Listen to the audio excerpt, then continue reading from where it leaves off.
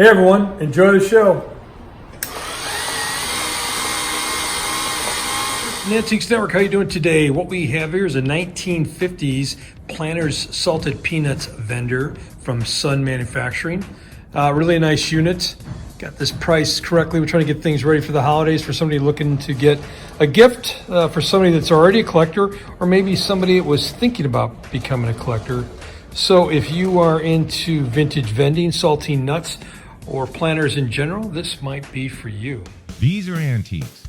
These are Mantiques. Antique, Mantique. These guys sell Mantiques. This is their store.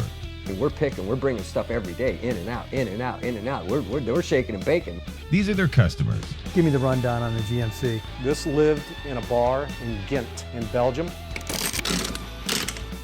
Follow Jim and Jeff from 9 to 5 or after hours as they buy, sell, and restore the coolest stuff for the coolest collectors worldwide.